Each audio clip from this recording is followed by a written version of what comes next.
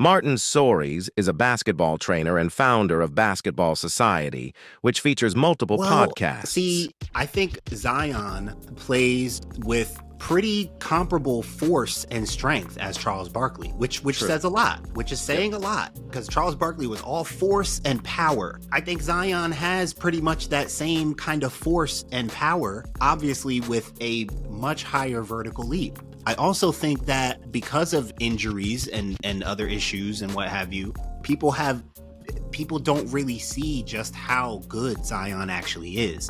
Mm-hmm. He still has some more, I think, time to do what people like Vince Carter and Zach LaVine have done, which is show that I'm not Aaron Gordon, which is show I'm not just a leaper. I'm not just a high flyer. I think if you really watch Zion, you see that. You see that he can pass the ball, he can make plays, he can get in the paint at will. So I guess I'll put it like this. I think anything that Charles could do, Zion could do, and probably a little bit better. Paul Never is the author of a new biography about Moses Malone.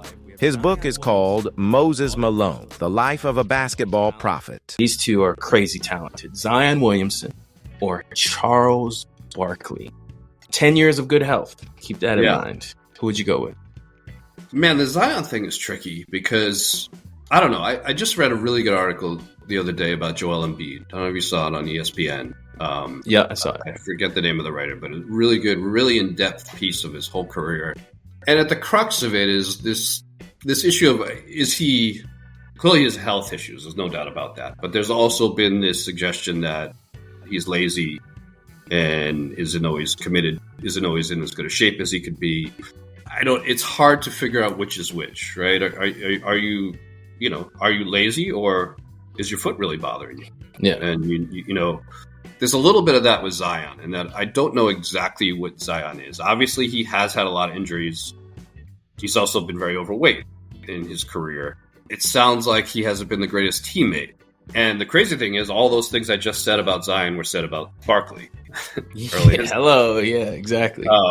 There's a great story in my book about how Barkley goes to Moses early in his career and said, Moses, like, why aren't I playing in his rookie year? And Moses looks him up and down and says, you're fat and lazy. And Moses works with him and helps him get rid of that weight. But similar label to Zion in that way. It's also tough to assess Zion because we haven't seen the best of Zion, certainly as a player, and we haven't seen him healthy for a long stretch of time. Right. All that being said, I think Charles is a better shooter. Zion probably the better athlete, but young Charles is a crazy athlete. Yes. They're both a little undersized for what they do. Yep. But made up for it with athleticism and their strength. They're pretty strong guys. Absolutely. Both weren't very good defenders. I have to take Charles just because I've seen him be the best player on a team that went to the finals, and there is some universe in which maybe that could be the case for Zion, or could have been the case without injuries. Right. But I just don't know. I just don't know if he could have got to that level. And a lot of that is mental, where if mentally he could have been the leader of a team and carried the load for a whole season and led them, to the finals or to a deep playoff run. I hope we get to see that. I hope we still do. Yeah. But in the absence of that, if nothing else, just kind of that mental edge to Barkley. Zion Williamson.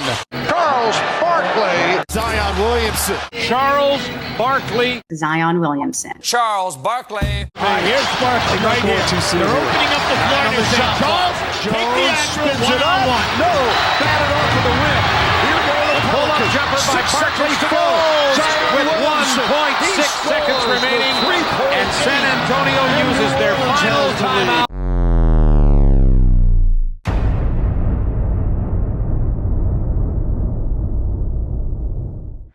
On this episode of NBA Now and Then, the greatest comparisons, we compare two stars who put the word power in power forward. When he played, this NBA legend dominated defenses the way he captivates audiences on TNT today. His explosiveness on the court and creativity in the air made this player go viral before he even got to college. Guarding these two, opponents can only hope for a help defender, but even double teams couldn't stop the inevitable. We are more than ready to present to you Zion Williamson and Charles Barkley. I'm Uriah. I'm Maurice. I'm Lucas. And I'm Ben. And we're here to talk NBA Now and then.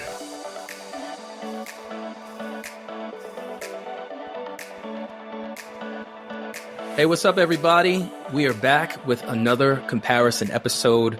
We humbly ask you to follow our show on Apple Podcasts or Spotify.